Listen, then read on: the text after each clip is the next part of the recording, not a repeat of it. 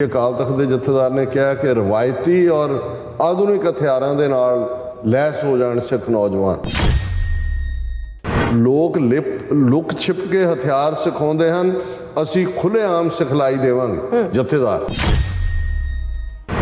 ਨੇ ਕਿਹਾ ਜਿਵੇਂ ਗੁਰੂ ਸਾਹਿਬ ਨੇ ਖਡੂਰ ਸਾਹਿਬ ਵਿੱਚ ਮੱਲ ਅਖਾੜੇ ਕਾਇਮ ਕੀਤੇ ਸਨ, ਉਵੇਂ ਸਿੱਖ ਸੰਸਥਾਵਾਂ ਹੁਣ ਗੱਤਕਾ ਅਖਾੜੇ ਤੇ ਅਕੈਡਮੀਆਂ ਕਾਇਮ ਕਰਨ ਅਤੇ ਮਾਡਰਨ ਹਥਿਆਰ ਅਭਿਆਸ ਕੇਂਦਰ, ਜਿਨ੍ਹਾਂ ਨੂੰ ਸ਼ੂਟਿੰਗ ਰੇਂਜਾਂ ਕਹਿੰਦੇ ਹਨ, ਉਹ ਵੀ ਕਾਇਮ ਕੀਤੀਆਂ ਜਾਣ। ਇੱਕ ਸੈਕਸ਼ਨ ਨੂੰ ਇਹ ਪ੍ਰਭਾਵ ਜਾਏਗਾ ਜੀ, ਇਹ ਤਾਂ ਸੰਤ ਪਿੰਡਰਾਂ ਵਾਲਿਆਂ ਦੀ ਸੋਚ ਦੇ ਉੱਤੇ ਅਮਲ ਕਰਨ ਵਾਲੀ ਇੱਕ ਨਵੀਂ ਰੂਹ ਆ ਗਈ।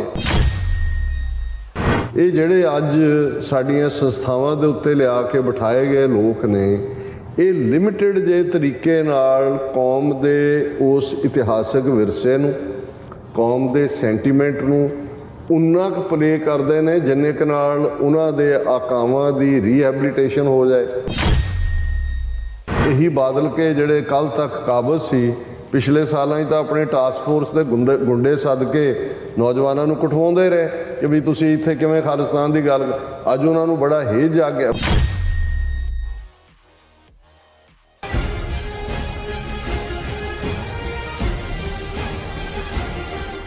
दर्शकों ब्रेक बाद तुहाडा सब दा भरपूर स्वागत है। सो व्यूअर्स गलबात करन जा रहे हैं कि 38वें घल्लूघारा दिवस मौके बादलों वालों स्थापित अकाल तख्त साहिब के एक्टिंग जथेदार ਗਿਆਨੀ ਹਰਪ੍ਰੀਤ ਸਿੰਘ ने अपने सुनेहे विच यह कहा कि लोग लुक छिप के हथियार सिखाते हैं, असीं खुलेआम सिखावांगे। सो उन्होंने वालों बार बार आधुनिक हथियारां ਦਾ ਜ਼ਿਕਰ ਕਰਨਾ ਕੀ ਮਤਲਬ ਰੱਖਦਾ ਹੈ। ਸੋ ਇਸ ਬਾਰੇ ਆਪਾਂ ਗੱਲਬਾਤ ਕਰਨ ਜਾ ਰਹੇ ਹਾਂ। ਸੋ ਅਸੀਂ ਚਾਹਾਂਗੇ ਕਿ ਤੁਸੀਂ ਨਾਲ ਇਸੇ ਤਰ੍ਹਾਂ ਬਣੇ ਰਹਿਣਾ। ਦੇਖਣ ਸੁਣ ਲਿਆ ਲਿਖਣ ਲਈ ਤੁਹਾਡਾ ਸਭ ਦਾ ਬਹੁਤ ਬਹੁਤ ਸ਼ੁਕਰੀਆ ਜੀ। ਡਾਕਟਰ ਸਾਹਿਬ ਕੀ ਕਹਿਣਾ ਚਾਹੋਗੇ? ਦੇਖੋ, ਜੂਨ 84 ਦੇ ਘੱਲੂਘਾਰੇ ਦੀਆਂ ਦੁਖਦ ਯਾਦਾਂ, ਜਿੱਥੇ ਸਮੁੱਚੇ ਪੰਥ ਅੰਦਰ ਦੁਨੀਆ ਦੇ ਇੱਕ ਸਿਰੇ ਤੋਂ ਦੂਸਰੇ ਸਿਰੇ ਤੱਕ ਉਹਨਾਂ ਦੀ ਯਾਦ ਦਹਾਨੀ ਕੌਮ ਕਰ ਰਹੀ ਹੈ, ਉੱਥੇ ਲਹਿੰਦੇ ਪੰਜਾਬ ਤੋਂ ਵੀ ਬਹੁਤ ਵੱਡੀ ਗਿਣਤੀ ਦੇ ਵਿੱਚ ਸਾਡੇ ਵੀਰ ਭੈਣਾਂ ਦੇ ਲਗਾਤਾਰਤਾ ਨਾਲ ਸਾਨੂੰ ਸੁਨੇਹੇ ਆਉਂਦੇ ਨੇ, ਉਹਨਾਂ ਦੇ ਕਾਮੈਂਟਸ ਨੇ, ਔਰ ਉੱਥੇ ਵੀ ਉਸ ਕਿਸਮ ਦਾ। ਔਰ ਮੈਨੂੰ ਇਹ ਕਪਲੇਟ ਜਿਹੜਾ ਕੁਝ ਸਮਾਂ ਪਹਿਲਾਂ ਕਾਫੀ ਮੀਡੀਆ ਦੇ ਵਿੱਚ ਚਰਚਾ ਦੇ ਵਿੱਚ ਸੀ ਕਿ ਅੰਮੀ ਲਾਹੌਰ ਦੇ ਪਰਿੰਦਿਆਂ ਇਹ ਸੋਗ ਕਿਉਂ ਪਾਏ ਨੇ, ਧੀਏ ਫੌਜੀ ਦਿੱਲੀ ਦੇ ਅੰਬਰਸਰ ਚੜ੍ਹ ਆਏ ਨੇ। ਇਹ ਉਹ ਪੀਣ ਦਾ ਵਿਖਾਵਾ ਸੀ ਕਿ ਅੰਮੀ ਲਾਹੌਰ ਦੇ ਪਰਿੰਦਿਆਂ ਇਹ ਸੋਗ ਕਿਉਂ ਪਾਏ ਨੇ, ਧੀਏ ਫੌਜੀ ਦਿੱਲੀ ਦੇ ਅੰਬਰਸਰ ਚੜ੍ਹ ਆਏ ਨੇ। ਕਿ ਅੰਬਰਸਰ ਤੇ ਲਾਹੌਰ ਦੀ ਪੇਨ, ਦਰਦ, ਖੁਸ਼ੀਆਂ, ਗਮੀਆਂ ਸਭ ਸਾਂਝੀਆਂ ਨੇ। ਔਰ ਅਸੀਂ ਅਫਜ਼ਲ ਅਹਿਸਨ ਰੰਧਾਵਾ ਜਿਨ੍ਹਾਂ ਨੇ ਉਸ ਸਾਰੇ ਪੀਰੀਅਡ ਦੇ ਵਿੱਚ ਉਹ ਹੋਪ ਦਿੱਤੀ ਕਿ ਓੜਕ ਮੁੱਕੇਗੀ ਇਹ ਰਾਤ। ਔਰ ਜਦੋਂ ਅਸੀਂ ਸੰਤ ਪਿੰਡਰਾਂ ਵਾਲਿਆਂ ਦੇ ਅੱਜ ਸ਼ਹੀਦੀ ਦਿਨ ਦੀ ਗੱਲ ਕਰ ਰਹੇ ਹਾਂ 6 ਜੂਨ ਦੀ, ਤੇ ਜਿਹੜਾ ਕਪਲੇਟ ਉਹਨਾਂ ਦੀ ਉਸ ਨਜ਼ਮ 'ਚ ਅਸੀਂ ਸਾਂਝਾ ਕੀਤਾ ਸੀ, ਜਿਹਦੇ 'ਚ ਉਹਨਾਂ ਨੇ ਵੰਗਾਰ ਕੇ ਇਹ ਗੱਲ ਕਹੀ ਕਿ ਮੇਰਾ ਸ਼ੇਰ ਬਹਾਦਰ ਸੂਰਮਾ, ਜਰਨੈਲਾਂ ਦਾ ਜਰਨੈਲ, ਉਸ ਮੌਤ ਵਿਆਹੀ ਹੱਸ ਕੇ ਉਹਦੇ ਦਿਲ ਤੇ ਰੱਤੀ ਨਾ ਮੈਲ। ਸੋ ਇਹ ਜਦੋਂ ਅਸੀਂ ਨਿਰਮਲ ਦੀ ਗੱਲ ਕਰਦੇ ਤੇ ਮੌਤ ਨੂੰ ਵਿਆਹੁਣਾ, ਲਾੜੀ ਮੌਤ ਨੂੰ, ਤੇ ਇਹ 6 ਜੂਨ ਦਾ ਦਿਨ ਸੰਤਾਂ ਦੀ ਸ਼ਹਾਦਤ, ਇਹ ਬੇਸ਼ੱਕ ਉਹਨਾਂ ਦੀ ਸ਼ਖਸੀਅਤ ਦਾ, ਉਹਨਾਂ ਵਰਗੇ ਇੱਕ ਅਨਮੋਲ ਹੀਰੇ ਦਾ ਤੁਰ ਜਾਣਾ ਇੱਕ ਵੱਡਾ ਖਲਾਅ ਵੀ ਛੱਡ ਗਿਆ, ਲੇਕਿਨ ਉਹ ਇੰਨੇ ਵੱਡੇ ਨਾਇਕ ਬਣ ਕੇ ਉੱਭਰੇ ਨੇ। ਆ ਜਿੰਨੇ ਹੁਣ ਮਾਰਚ ਦੁਨੀਆ ਭਰ 'ਚ ਹੋਏ, ਈਵਨ ਸੈਨ ਫਰਾਂਸਿਸਕੋ 'ਚ ਇੱਕ ਗੁਰੂ ਗ੍ਰੰਥ ਸਾਹਿਬ ਦੇ ਫਲੋਟ ਦੇ ਨਾਲ ਵੱਡੀ ਉਹਨਾਂ ਦੀ ਸੰਤਾਂ ਦੀ ਤਸਵੀਰ, ਹੱਥ 'ਚ ਤੀਰ, ਉਹਨਾਂ ਦੇ ਚਿਹਰੇ ਤੇ ਵੀਰ ਰਸ। ਔਰ ਕੋਈ ਵੀ ਆਮ ਇਨਸਾਨ ਜਦੋਂ ਉਸ ਤੱਕਣੀ ਦੇ ਨਾਲ ਵੀ ਦੇਖੇਗਾ, ਜਿਹੜਾ ਇੱਕ ਅਣਜਾਣ ਇਨਸਾਨ ਦੀ ਹੈ, ਉਸ ਨੂੰ ਲੱਗੇਗਾ ਵੀ ਹੀਅਰ ਇਜ਼ ਸਮਥਿੰਗ, ਇਹ ਆਮ ਇਨਸਾਨ ਨਹੀਂ। ਔਰ ਇਹੀ ਨਾਇਕ ਹੁੰਦੇ ਨੇ ਜਿਹੜੇ ਤੁਹਾਨੂੰ ਕੌਮਾਂ ਨੂੰ, ਸੁੱਤੀਆਂ ਕੌਮਾਂ ਨੂੰ ਜਗਾ ਜਾਂਦੇ ਨੇ, ਖੜਾ ਕਰ ਜਾਂਦੇ ਨੇ। ਹੁਣ ਜਿੱਥੇ ਸੰਤ ਪਿੰਡਰਾਂ ਵਾਲਿਆਂ ਨੇ ਵੰਗਾਰਿਆ, ਉਹਨਾਂ ਦੀ ਵੰਗਾਰ ਹਰ ਇੱਕ ਨੂੰ ਇਹ ਰੀਅਲਾਈਜੇਸ਼ਨ ਕਰਵਾਉਂਦੀ ਸੀ ਜਦੋਂ ਉਹਨਾਂ ਦੀ ਇਹ ਵੰਗਾਰ ਸੀ ਕਿ ਇਹ ਸਾਡੀਆਂ ਮੰਗਾਂ ਨਹੀਂ, ਹੱਕ ਨੇ। ਮੰਗਾਂ ਮੰਗੀਆਂ ਜਾਂਦੀਆਂ ਨੇ, ਹੱਕ ਲਏ ਜਾਂਦੇ ਨੇ। ਫਿਰ ਜਦੋਂ ਪੀਸ ਦੀ ਗੱਲ ਮੁੱਕ ਜਾਂਦੀ ਹੈ, ਅਮਨ ਦੇ ਨਾਲ ਕੁਝ ਹਾਸਲ ਨਹੀਂ ਹੁੰਦਾ, ਤੇ ਸਾਡੇ ਪੰਜਾਬ ਦੇ ਤਾਂ ਆਮ ਅਖਾਣਾਂ 'ਚ ਵੀ ਇਹ ਹੈ ਕਿ ਭਾਈ ਇਹ ਘਿਓ ਸਿੱਧੀ ਉਂਗਲ ਨਾਲ ਨਹੀਂ ਨਿਕਲਣਾ, ਟੇਢੀ ਕਰਨੀ ਪੈਣੀ ਹੈ। ਬਿਲਕੁਲ। ਹੁਣ ਟੇਢੀ ਕਰਨ ਦਾ ਉਂਗਲ ਦਾ ਮਤਲਬ ਜ਼ਾਹਰ ਹੈ ਕਿ ਵੀ ਹੁਣ ਜੇ ਤੁਸੀਂ ਟ੍ਰਿਗਰ ਦੇ ਉੱਤੇ ਵੀ ਹੱਥ ਰੱਖਣਾ ਹੈ ਤੇ ਉਂਗਲ ਤਾਂ ਫਿਰ ਟੇਢੀ ਹੁੰਦੀ ਹੈ, ਸਿੱਧੀ ਤਾਂ ਨਹੀਂ ਹੁੰਦੀ। ਸਿੱਧਾ ਤਾਂ ਤੁਸੀਂ ਸੱਚ ਸਪਸ਼ਟ ਇੱਕ ਅਪਰੋਚ ਰੱਖ ਕੇ ਸਿੱਖਾਂ ਨੇ 37 ਵਰੇ ਕੋਸ਼ਿਸ਼ ਕੀਤੀ ਤੇ ਨਤੀਜਾ ਜੋ ਸਾਹਮਣੇ ਹੈ ਘੱਲੂਘਾਰੇ ਦੇ ਰੂਪ ਦੇ ਵਿੱਚ ਨਿਕਲਿਆ। ਔਰ ਇਸ ਲਈ ਵੀ ਜਿਹੜਾ ਕੌਮ ਦਾ ਨੂੰ ਫਾਈਨਲੀ ਆਪਣੀ ਆਜ਼ਾਦੀ ਲਈ, ਆਪਣੀ ਹੋਂਦ ਲਈ, ਸਿੱਖ ਹੋਣ ਦਾ ਆਪਣੇ ਆਪ ਨੂੰ ਫਖਰ ਰੱਖਣ ਲਈ ਜਿਹੜੀ ਪਹੁੰਚ ਤੱਕ ਪਹੁੰਚਣਾ ਸੀ, ਉਸ ਦੇ ਲਈ ਵੀ ਸੰਤ ਭਿੰਡਰਾਂਵਾਲਿਆਂ ਨੇ ਉਸ ਦੌਰ ਦੇ ਵਿੱਚ ਜ਼ਮੀਨ ਤਿਆਰ ਕੀਤੀ ਜਦੋਂ ਉਹਨਾਂ ਦੀ ਇਹ ਵੰਗਾਰ ਸੀ ਕਿ ਭਾਈ ਫਿਰ ਸਾਡੇ ਕੋਲ ਕੋਈ ਹੋਰ ਰਸਤਾ ਨਹੀਂ ਬਚੇਗਾ, ਅਸੀਂ ਅਮਨ ਦੇ ਤਰੀਕੇ ਦੇ ਨਾਲ ਅਸੀਂ ਚਾਹੁੰਦੇ ਹਾਂ ਕਿ ਸਾਡੇ ਹੱਕ ਜਿਹੜੇ ਬਣਦੇ ਹੱਕ ਨੇ ਉਹ ਸਾਨੂੰ ਦਿਓ। ਹੁਣ ਜਦੋਂ ਇਹ ਗੱਲ ਅੱਗੇ ਤੁਰਦੀ ਹੈ ਅਸੀਂ ਦੇਖਦੇ ਹਾਂ ਕਿ ਫਰਵਰੀ 1984 ਤੱਕ ਪਹੁੰਚਦੇ ਹਾਂ ਜਦੋਂ ਕਿ UK ਤੋਂ ਮਦਦ ਇੰਦਰਾ ਗਾਂਧੀ ਮੰਗ ਲੈਂਦੀ ਹੈ, ਫੌਜ ਤਿਆਰੀ ਕਰ ਰਹੀ ਹੈ ਹਮਲੇ ਦੀ। ਉਹਨਾਂ ਹਾਲਾਤਾਂ ਦੇ ਵਿੱਚ ਸੰਤ ਭਿੰਡਰਾਂਵਾਲੇ ਫਾਈਨਲੀ ਇਹ ਫੈਸਲਾ ਕਰਦੇ ਨੇ ਕਿ ਭਾਈ ਹੁਣ ਦਰਬਾਰ ਸਾਹਿਬ ਕੰਪਲੈਕਸ ਜਿਸ ਵਿੱਚ ਉਹਨਾਂ ਨੇ ਨਿਵਾਸ ਕੀਤਾ ਹੋਇਆ ਸੀ ਕਿ ਇਸ ਨੂੰ ਅਸੀਂ ਫੋਰਟੀਫਾਈ ਕਰਨਾ ਹੈ, ਇਸ ਦੀ ਜਿਹੜੀ ਹੈ ਉਹ ਪੂਰੀ ਤਿਆਰੀ ਕਰਨੀ ਹੈ, ਮੋਰਚਾਬੰਦੀ ਕਰਨੀ ਹੈ ਤਾਂ ਕਿ ਅਸੀਂ ਆਪਣੇ ਆਪ ਨੂੰ ਆਪਣੇ ਗੁਰੂ ਦੇ ਇਸ ਮੀਰੀ ਪੀਰੀ ਦੇ ਤਖਤ ਨੂੰ ਡਿਫੈਂਡ ਕਰ ਸਕੀਏ। ਸੋ ਜ਼ਾਹਿਰ ਹੈ ਕਿ ਜਿਹੜਾ ਉਹ ਤਾਂ ਮੋਰਚਾਬੰਦੀ ਤਾਂ ਹਥਿਆਰਾਂ ਨਾਲ ਜੁੜੀ ਹੋਈ ਹੈ, ਤੁਸੀਂ ਉਹ ਸਾਰੇ ਨੂੰ ਦੇਖਦੇ ਹੋ। ਔਰ ਉਹ ਜਨਰਲ ਸੁਬੇਗ ਸਿੰਘ ਦੀ ਕਮਾਂਡ ਥੱਲੇ ਔਰ ਫਿਰ ਕਿਵੇਂ ਇਹ ਜਿਹੜੀ ਹੈ ਜੰਗ ਮਚਾਈ ਜਾਂਦੀ ਹੈ ਦੁਸ਼ਮਣ ਵੱਲੋਂ ਔਰ ਸਿੰਘਾਂ ਵੱਲੋਂ ਕਿਵੇਂ ਮੂੰਹ ਤੋੜਵਾਂ ਜਵਾਬ ਦਿੱਤਾ ਜਾਂਦਾ। ਸੋ ਇਹ 20ਵੀਂ ਸਦੀ ਦੇ ਇਸ ਹਿੱਸੇ ਤੱਕ ਪਹੁੰਚਦੇ ਆ। ਬੇਸ਼ੱਕ 18ਵੀਂ ਸਦੀ 'ਚ ਵੀ ਇਸ ਗੱਲ ਦਾ ਤਾਂ ਕਿਸੇ ਹੋਰ ਨੂੰ ਭੁਲੇਖਾ ਹੋਏਗਾ, ਸਾਡੇ ਤਾਂ ਗਾਤਰੇ ਕਿਰਪਾਨ ਹੈ ਜਿਹੜੀ ਪੱਕੇ ਤੌਰ ਦੇ ਉੱਤੇ ਸਾਨੂੰ ਯਾਦ ਦਹਾਨੀ ਕਰਵਾਉਂਦੀ ਹੈ। ਸੰਤ ਭਿੰਡਰਾਂਵਾਲੇ ਇੰਟਰਪ੍ਰੀਟ ਕਰਦੇ ਸੀ ਕਿ ਕਿਰਪਾਨ ਲਫ਼ਜ਼ ਕਿਰਪਾ ਤੇ ਆਨ ਦੋ ਲਫ਼ਜ਼ਾਂ ਦਾ ਸੁਮੇਲ ਹੈ। ਕਿਰਪਾ ਬਖਸ਼ਿਸ਼ ਨੂੰ ਕਹਿੰਦੇ ਨੇ, ਰੱਬ ਦੀ ਗ੍ਰੇਸ ਨੂੰ ਕਹਿੰਦੇ ਨੇ, ਉਸ ਦੀ ਨਜ਼ਰ ਨੂੰ ਕਹਿੰਦੇ ਨੇ, ਉਸ ਦੇ ਕਰਮ ਨੂੰ ਕਹਿੰਦੇ ਨੇ। ਤੇ ਆਨ ਇਹ ਅਣਖ ਹੈ, ਗੈਰਤ ਹੈ, ਸੈਲਫ ਰਿਸਪੈਕਟ ਹੈ, ਹਿਊਮਨ ਰਾਈਟਸ ਨੇ, ਡਿਗਨਿਟੀ ਹੈ ਕਿ ਜੇ ਤੁਹਾਡੇ ਇਸ ਡਿਗਨਿਟੀ, ਤੁਹਾਡੇ ਇਨਸਾਨੀ ਹਕੂਕਾਂ, ਤੁਹਾਡੀ ਗੈਰਤ ਦੇ ਉੱਤੇ ਕੋਈ ਹਮਲਾ ਕਰੇਗਾ। ਔਰ ਇਹ ਗੱਲ ਫਿਰ ਗੁਰੂ ਨਾਨਕ ਸਾਹਿਬ ਨੇ ਸਮਝਾਈ ਸੀ ਕਿ ਜੇ ਜੀਵੈ ਪਤ ਲੱਥੀ ਜਾਏ ਸਭ ਹਰਾਮ ਜੀਤਾ ਕਿਛ ਖਾਏ, ਕਿ ਜਿਹੜੇ ਇੰਡੀਵਿਜੂਅਲ ਜਾਂ ਕੌਮਾਂ ਪਤ ਲੋਹਾ ਕੇ ਜਿਉਂਦੀਆਂ ਨੇ ਉਹ ਹਲਾਲ ਖੋਰ ਨਹੀਂ, ਹਰਾਮ ਖੋਰ ਨੇ। ਹੁਣ ਇਧਰ ਹਲਾਲ ਖੋਰੀ ਸਿਖਾਈ, ਨਾਲ ਦੀ ਨਾਲ ਗਾਤਰੇ ਕਿਰਪਾਨ ਪਾ ਕੇ ਦੱਸਿਆ ਕਿ ਹਲਾਲ ਖੋਰ ਹੋਣ ਦਾ ਮਤਲਬ ਸਿਰਫ ਅੰਦਰ ਵੜ ਕੇ ਰੱਬ ਅੱਗੇ ਅਰਦਾਸ ਕਰੀ ਜਾਣ ਦਾ ਨਹੀਂ ਹੈ। ਇਹ ਰੱਬ ਨੇ, ਰੱਬ ਦੀ ਬਖਸ਼ਿਸ਼ ਨਾਲ ਤੁਹਾਨੂੰ ਇਹ ਕਿਰਪਾਨ ਮਿਲੀ ਹੈ, ਇਸ ਲਈ ਅਸੀਂ ਕਿਰਪਾਨ ਨੂੰ ਸ੍ਰੀ ਸਾਹਿਬ ਕਹਿੰਦੇ ਹਾਂ ਕਿ ਇਸ ਚੋਂ ਹੀ। ਔਰ ਇਹੀ ਸ੍ਰੀ ਸਾਹਿਬ ਦੀ ਗੱਲ ਕਰਦੇ ਹਾਂ ਜਦੋਂ ਈਵਨ ਖਾਲਿਸਤਾਨ ਦਾ ਝੰਡਾ ਸਟਾਕਟਨ ਦੇ ਉਸ ਇਤਿਹਾਸਕ ਗੁਰਧਾਮ ਦੇ ਉੱਤੇ ਝੁਲਾਇਆ ਗਿਆ ਔਰ ਉਸ ਤੋਂ ਬਾਅਦ ਜਿਹੜੇ ਐਡਰੈਸਿਸ ਸੀ, ਤਾਂ ਮੈਂ ਆਪਣਾ ਐਡਰੈਸ ਹੀ ਇਸ ਦੇ ਨਾਲ ਜੋ 10ਵੇਂ ਪਾਤਸ਼ਾਹ ਦਾ ਅਸੀਂ ਪੜ੍ਹਦੇ ਹਾਂ ਉਹਨਾਂ ਦੀ ਲਿਖਤ, ਉਸ ਨਾਲ ਕੀਤਾ ਕਿ ਖੱਗ ਖੰਡ ਬਿਹੰਡੰ ਖਲਦਲ ਖੰਡੰ ਅਤ ਰਣ ਮੰਡੰ ਵਰ ਪੰਡੰ ਪੁਜ ਦੰਡ ਅਖੰਡੰ ਤੇਜ ਪ੍ਰਚੰਡੰ ਜੋਤ ਅਮੰਡੰ ਪਾਣ ਪ੍ਰਭੰ ਸੁਖ ਸੰਤਾ ਕਰਣੰ ਕਿਲਬਿਖ ਹਰਣੰ ਦੁਰਮਤ ਦਰਣੰ ਅਸ ਸਰਣੰ ਜੈ ਜੈ ਜਗ ਕਾਰਣੰ ਸ੍ਰਿਸ਼ਟ ਉਬਾਰਣੰ ਮਮ ਪ੍ਰਤਪਾਰੰ ਜੈ ਤੇਗੰ ਜੈ ਤੇਗੰ ਜੈ ਤੇਗੰ। ਜੈ ਵਿਕਟਰੀ ਨੂੰ ਕਹਿੰਦੇ ਨੇ, ਤੇਗ ਤਲਵਾਰ ਨੂੰ ਕਹਿੰਦੇ ਨੇ ਕਿ ਇਹ ਤਲਵਾਰ ਹੈ ਜਿਹੜੀ ਦੁਸ਼ਮਣਾਂ ਦੇ ਟੁਕੜੇ ਕਰਦੀ ਹੈ।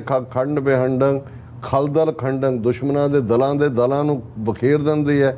ਅਤ ਰਣ ਮੰਡੰ ਵਰ ਪੰਡੰ ਕਿ ਇਹ ਹੀ ਬਖਸ਼ਿਸ਼ ਹੈ ਰੱਬ ਦੀ ਕਿ ਜਦੋਂ ਰਣ ਮਚਿਆ ਹੋਇਆ ਇਹੀ ਹੈ ਕਿ ਪੁੰਜ ਦੰਡ ਅਖੰਡੰ, ਇਹਦੇ ਚੋਂ ਹੀ ਤੇਜ ਨਿਕਲਦਾ, ਇਹਦੇ ਚੋਂ ਹੀ ਜੋਤ ਨਿਕਲਦਾ, ਇਸ ਚੋਂ ਹੀ ਭਾਣ ਔਰ ਪ੍ਰਭਾ ਹੈ ਨਿਕਲ। ਇਹ ਇਸ ਲਈ ਹੈ ਸੁਖ ਸੰਤਾ ਕਰਨ ਕਿ ਉਹ ਸਿਸਟਮ ਤਿਆਰ ਕਰਨਾ ਜਿੱਥੇ ਚੰਗੇ ਲੋਕ, ਸੰਤ ਲੋਕ, ਭਲੇ ਲੋਕ, ਨੋਬਲ ਲੋਕ, ਜਿਹਨੂੰ ਕਬੀਰ ਸਾਹਿਬ ਨੇ ਯਾਦ ਦਹਾਨੀ ਕਰਵਾਈ ਸੀ ਕਿ ਕਬੀਰ ਧਰਤੀ ਸਾਧ ਕੀ ਤਸਕਰ ਬੈਸੇ ਗਾਹੇ, ਕਿ ਇਹ ਜਿਹੜੀ ਧਰਤੀ ਹੈ, ਜ਼ਮੀਨ ਹੈ, ਪਲੈਨਟ ਹੈ, ਇਹ ਰੱਬ ਨੇ ਭਲੇ ਲੋਕਾਂ ਦੇ ਲਈ ਬਣਾਇਆ, ਤਿਸ ਵਿੱਚ ਧਰਤੀ ਥਾਪ ਰੱਖੀ ਧਰਮਸਾਲ, ਧਰਮੀ ਲੋਕਾਂ ਲਈ।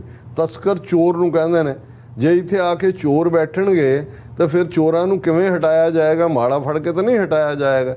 ਸੋ ਸੁਖ ਸੰਤਾ ਕਰਨ, ਕਿ ਇਹ ਤਲਵਾਰ ਜਿਹਦੀ ਵਿਕਟਰੀ ਹੈ, ਇਹਦੀ ਬਦੌਲਤ ਹੀ ਸੰਤਾਂ ਨੂੰ, ਚੰਗੇ ਲੋਕਾਂ ਨੂੰ ਸੁੱਖ ਮਿਲ ਸਕਦਾ ਹੈ। ਔਰ ਇਹੀ 10ਵੇਂ ਪਾਤਸ਼ਾਹ ਨੇ ਯਾਦ ਦਹਾਨੀ ਕਰਵਾਈ ਜਦੋਂ ਅਸੀਂ ਇਸ ਪਾਠ ਨੂੰ ਦੇਖਦੇ ਹਾਂ ਕਿ ਭਾਈ ਦੁਨੀਆ ਦੇ ਵਿੱਚ ਚੰਗਾ ਸਿਸਟਮ ਕਾਇਮ ਹੋਏ। ਤੇ ਗੁਰੂ ਕਲਗੀਧਰ ਪਾਤਸ਼ਾਹ ਦੇ ਸਵਈਆਂ ਦੇ ਵਿੱਚ ਇਸ ਬਾਰੇ ਦਾਨਵ ਦੇਵ ਫਰਿੰਦ ਨਿਸਾਚਰ ਭੂਤ ਭਵਿੱਖ ਭਵਾਨ ਜਪੈਂਗੇ, ਜੀਵ ਜਿਤੇ ਜਲ ਮੈਂ ਥਲ ਮੈਂ, ਪਲ ਹੀ ਪਲ ਮੈਂ ਸਭ ਥਾਪ ਥਪੈਂਗੇ, ਪੁਨ ਪ੍ਰਤਾਪਨ ਬਾੜ ਜੈਤ ਤੁਨ, ਪਾਪਨ ਕੇ ਬੋ ਪੁੰਜ ਖਪੈਂਗੇ, ਸਾਧ ਸਮੂਹ ਪ੍ਰਸੰਨ ਫਿਰੈ ਜਗ, ਛਤਰ ਸਭੈ ਅਵਲੋਕ ਚਪੈਂਗੇ। ਕਿ ਉਹ ਸਿਸਟਮ ਸਾਧ ਸਮੂਹ ਭਲੇ ਲੋਕ ਜਿੱਥੇ ਖੁਸ਼ ਹੋਣ। ਜਦੋਂ ਅਸੀਂ ਪਰਸੂਟ ਆਫ ਹੈਪੀਨੈਸ ਦੀ ਗੱਲ ਕਰਦੇ ਹਾਂ, ਇਹੀ ਸਿਸਟਮ ਹੈ। ਤੇ ਸਿਸਟਮ ਕਾਹਦੇ ਨਾਲ ਪੋਸੀਬਲ ਹੁੰਦਾ ਹੈ? ਜਾਰਜ ਵਾਸ਼ਿੰਗਟਨ ਨੇ ਕੋਈ ਰੋਜ਼ਰੀ ਤਾਂ ਨਹੀਂ ਸੀ ਫੜੀ, ਮਾਲਾ ਤਾਂ ਨਹੀਂ ਸੀ ਫੜੀ, ਨਾ ਹੀ ਜਿੰਨੇ ਹੁਣ ਲੜੇ ਰੈਵੋਲੂਸ਼ਨਰੀ ਵਾਰ, ਜਾਨੀ ਨੁਕਸਾਨ ਵੀ ਹੁੰਦਾ ਹੈ ਜਦੋਂ ਤੁਸੀਂ ਵੰਗਾਰਦੇ ਹੋ। ਪਰ ਜੇ ਅੱਜ ਇਹ ਇੱਕ ਦੁਨੀਆ ਦਾ ਮੁਲਕ ਜਿਹੜਾ ਬਾਕੀਆਂ ਦੇ ਲਈ ਰੈਫਿਊਜ ਬਣਿਆ ਹੋਇਆ, ਕਿ ਕੋਈ ਆ ਕੇ ਇੱਥੇ ਆਪਣੀ ਫਰੀडम ਆਫ ਐਕਸਪ੍ਰੈਸ਼ਨ, ਆਪਣੀ ਫਰੀडम ਆਫ ਪੋਲੀਟੀਕਲ ਆਈਡੀਓਲੋਜੀ ਕਰ ਸਕਦਾ ਹੈ, ਤੇ ਇਹ ਤੇਗ ਦੀ ਬਦੌਲਤ ਹੈ, ਇਹ ਸ਼ਸਤਰਾਂ ਦੀ ਬਦੌਲਤ ਹੈ। ਔਰ ਇਹੀ ਸੁਖ ਸੰਤਾ ਕਰਣੰ ਕਿਲਬਿਕ ਹਰਣੰ, ਦੁਰਮਤ ਦਰਣੰ ਅਸ ਸਰਣੰ। ਅਸ ਵੀ ਤਲਵਾਰ ਨੂੰ ਕਹਿੰਦੇ ਨੇ। ਅਸ ਕਿਰਪਾਨ ਖੰਡੋ ਖੜਗ, ਤੁਬਕ ਤੋਪ, तबर और तीर, सैफ सरोई सहबी, यह हमारे पीर। कि भाई गुरु साहब ने कहा भी ये ने हथियार जिन्हां दे नाल तुसीं अपनी आज़ादी जितदे हो, जिन्हां दे नाल वो सिस्टम क्रिएट करदे हो जिथे कि भले लोग जिहड़े ने वो प्रफुल्लित होण। सो साध समूह प्रसन्न फिरै, भले लोग जी सकन। और यही है सुख संता करणं किलबिक हरणं, दुरमत दरणं अस सरणं, जय जय जग कारणं सृष्ट उबारणं, मम प्रतिपारणं जैत। गुरु कलगीधर कहते जे मैं मेरी प्रतिपालन है, जे कोई मेरी डिफेंस है तो मैं जय तेगं, इस तलवार की विक्ट्री है। हुण मैं इन्नी लंबी चौड़ी डिटेल इसलिए दित्ती क्योंकि ये जिहड़े अज साडीआं संस्थावां दे उत्ते लिया के बिठाए गए लोग ने, ये लिमिटेड जे तरीके नाल कौम दे उस इतिहासक विरसे नूं, कौम के सेंटीमेंट ਨੂੰ उन्ना ਕੁ प्ले करते हैं जिन्ने क नाल उन्हां दे आकावां दी रीहैबिलिटेशन हो जाए। और फिर उस तरह ही ये कौम के जज्बात नाल खेड के इन्हां ने अपना जिहड़ा उल्लू सीधा करना है। इस तो बिना तुहानूं ये लगे कि जी क्योंकि साडे ये मैसेज भी साडे नौजवान बच्चे बच्चियां लई है, बहुत वार सानूं कईयां दे शब्द जाल चों ये लगन लग जांदा जी अच्छा हुणे बदल गए ने, हुणे करनगे। और मैं गल करन जा रहा हैं कि जिहड़ा इस घल्लूकारा दिवस के मौके ते जथेदार अकाल तख्त एक्टिंग जिहड़े बादल साहब ने एक्टिंग लई लिआंदे ने, ज्ञानी हरप्रीत सिंह होरां ने कौम दे नां दित्ता है। और उहनूं जे तुसीं जिहड़ा उत्थों दा सो कॉल्ड नैशनल मीडिया है उस दे हवाले नाल देखोगे तो एक सैक्शन ये प्रभाव जाएगा जी ये तो संत पिंडरां वालियां दी सोच दे उत्ते अमल करने वाली एक नवीं रूह आ गई है। पर जे तुसीं उस दा कॉन्टैक्सट और आला दुआला जो वापरिया देखोगे फिर तुहानूं लगेगा कि भी ये सिरे दा अपॉर्चुनिज्म है, सिर्फ ते सिर्फ क्योंकि इस वेले सिख जवानी खालिस्तान दी आज़ादी दी दिशा वल जा रही है। पंजाब दे विच इन्हां ने पूरा कंट्रोल करन दी कोशिश कीती, किवें दा माहौल सिद्धू मूसेवाला दे मर्डर नाल क्रिएट कीता, 20 नाके ला के 20 कंपनियां लिया के खौफ पैदा करन दी।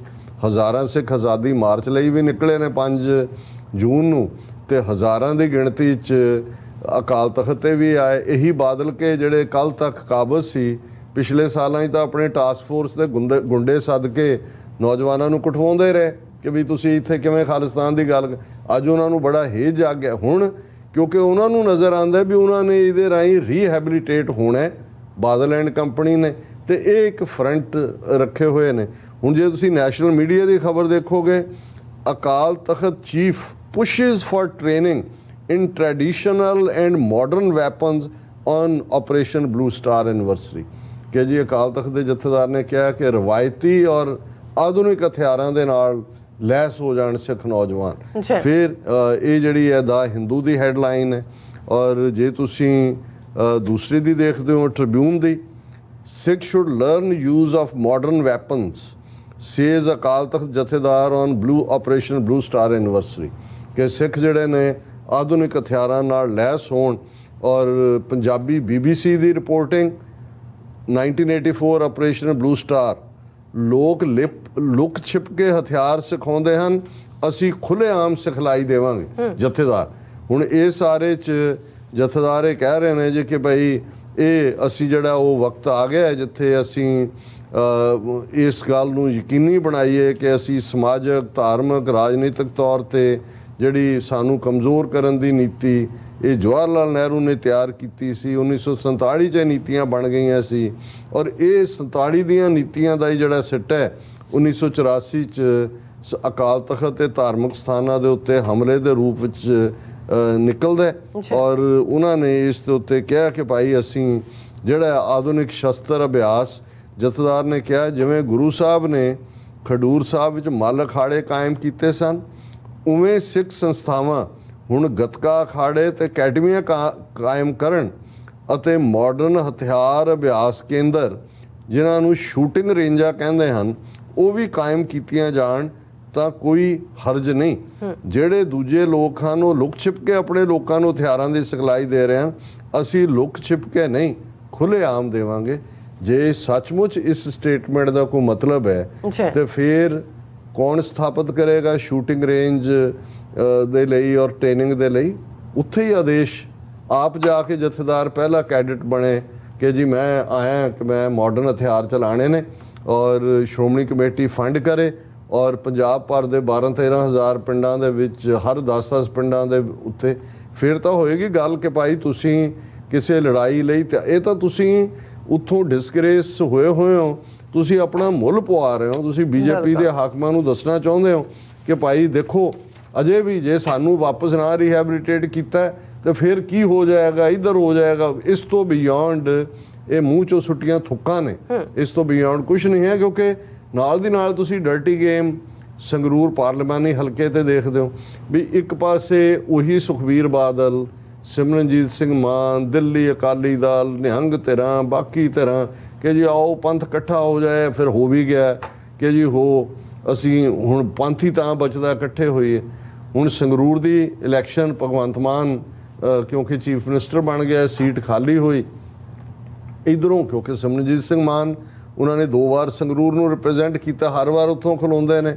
ਸੋ ਜੇ ਤੁਸੀਂ ਪੰਥਕ ਏਜੰਡੇ ਵਾਲੀ ਤੁਰਨਾ, ਉਹਨਾਂ ਨਾਲ ਭਾਵੇਂ ਮਤਭੇਦ ਵੀ ਹੋਣ, ਉਹਨਾਂ ਨੂੰ ਤੁਸੀਂ ਐਂਡੋਰਸ ਕਰੋ। ਉਹ ਲੜਦੇ ਨੇ, ਇਲੈਕਸ਼ਨ ਸਿਸਟਮ ਯਕੀਨ ਰੱਖਦੇ ਨੇ। ਅਸੀਂ ਸਾਡੀ ਇੱਕ ਵੱਖਰੀ ਲਾਈਨ ਹੈ, ਬੇਸ਼ੱਕ ਅਸੀਂ ਡਿਫਰੈਂਟਲੀ ਸੋਚਦੇ ਹੋਈਏ, ਪਰ ਜਿਵੇਂ ਹੁਣ ਚਲਾਕੀ ਦੇ ਨਾਲ ਅਕਾਲੀਆਂ ਨੇ ਭਾਈ ਬਲਵੰਤ ਸਿੰਘ ਰਾਜੋਆਣਾ ਜਿਹੜੇ ਕੀਮਤੀ ਸਿੰਘ ਨੇ, ਉਹਨਾਂ ਦੀ ਰਿਹਾਈ ਉਹਨਾਂ ਦੀ ਭੈਣ ਬੀਬੀ ਕਮਲਦੀਪ ਕੌਰ ਨੂੰ ਟਿਕਟ ਦੇ ਦਿੱਤੀ। ਹੁਣ ਕੀ ਹੈ ਹੋਏਗਾ ਕਿ ਆਮ ਆਦਮੀ ਪਾਰਟੀ ਨੇ ਜ਼ਿਲ੍ਹਾ ਪ੍ਰਧਾਨ ਨੂੰ ਦੇ ਦਿੱਤੀ ਹੈ, ਕਾਂਗਰਸ ਨੇ ਪਤਾ ਨਹੀਂ ਕੋਈ ਗੋਲਡੀ ਕੇ ਕੌਣ ਲੈ ਆਉਂਦਾ ਹੈ, ਤੇ ਇਹ ਸਾਰਾ ਜਨਸੰਘ ਨੇ ਕੇਵਲ ਢਿੱਲੋਂ ਨਾਂ ਦਾ ਜਿਹੜਾ ਕੱਲ੍ਹ ਤੱਕ ਕਾਂਗਰਸੀ 24 ਘੰਟੇ ਪਹਿਲਾਂ ਉਹ ਧਨੀ ਆਦਮੀ ਹੈ ਪੈਸਾ ਵੰਡਣ ਲਈ, ਉਹ ਲੈ ਆਉਂਦਾ। ਹੁਣ ਇਸ ਸਾਰੇ 'ਚੋਂ ਜੇ ਮੈਂ ਤਾਂ ਗੱਲ ਨੀਅਤ ਦੀ ਕਰ ਰਿਹਾ, ਨਾ ਸਾਡਾ ਉਹਨਾਂ ਦੇ ਇਲੈਕਸ਼ਨ ਸਿਸਟਮ 'ਚ ਵਿਸ਼ਵਾਸ ਹੈ, ਪਰ ਜੇ ਸੱਚਮੁੱਚ ਇਹਨਾਂ ਦੀ ਨੀਅਤ ਪੰਥ ਨੂੰ ਇਕੱਠਾ ਕਰਨ ਦੀ ਹੁੰਦੀ ਜਾਂ ਪੰਥਕ ਏਜੰਡੇ ਨੂੰ ਅੱਗੇ ਤੋਰਨ ਦੀ ਹੁੰਦੀ, ਇਹ ਤਾਂ ਸ਼ਰਾਰਤ ਕਰ ਰਹੇ ਨੇ ਕਿ ਭਾਈ ਇਹਨਾਂ ਨੇ ਇਹ ਗੇਮ ਅੱਜ ਵੀ ਉਹਨਾਂ ਦੀ ਖੇਡ ਰਹੇ ਨੇ। ਔਰ ਮੈਨੂੰ ਇਹ ਲੱਗਦਾ ਹੈ ਕਿ ਭਾਈ ਇਸ ਨੂੰ ਲੈ ਕੇ ਵੀ ਜੀ ਦੇਖੋ ਜਥੇਦਾਰ ਨੇ ਤਾਂ ਹੁਣ ਦੇ ਦਿੱਤਾ, ਜਿਵੇਂ ਮੈਂ ਕਿਹਾ ਕਿ ਵੀ ਗੱਲੀ ਅਸੀਂ ਚੰਗੀਆਂ ਅਚਾਰੀ ਬੁਰੀਆਂ, ਮਨੋ ਕਸੁੱਦਾਂ ਕਾਲੀਆਂ ਬਾਹਰ ਚਿੱਟੜੀਆਂ, ਕਿ ਇਹ ਅੰਦਰ ਕੁਛ ਹੈ ਬਾਹਰ ਕੁਛ ਹੈ। ਸੋ ਅਸੀਂ ਸਮਝਦੇ ਹਾਂ ਵੀ ਇਹਨਾਂ ਦੇ ਗਿਆਨੀ ਹਰਪ੍ਰੀਤ ਸਿੰਘ ਹੋਰਾਂ ਦੇ ਸੱਦਾ ਦੇਣ ਜਾਂ ਨਾ ਦੇਣ ਦੇ ਨਾਲ ਕੁਛ ਨਹੀਂ ਜੁੜਿਆ ਹੋਇਆ। ਸਿੱਖਾਂ ਨੂੰ ਗੁਰੂ ਨੇ ਹੀ ਇਹ ਗੱਲ ਦ੍ਰਿੜ ਕਰਵਾਈ ਹੋਈ ਹੈ ਕਿ ਸ਼ਸਤਰਨ ਕੇ अधीन है राज, को किसी को राज न दे हैं, जो ले हैं निज बल से ले हैं। ये गल बिल्कुल क्लियर है जी। डॉक्टर साहब थोड़ा बहुत धन्यवाद। सो थले ने ब्रेक व्यूअर्स तो साने इसी तरह बने रहना, मिलते हैं छोटे जे ब्रेक तो बाद।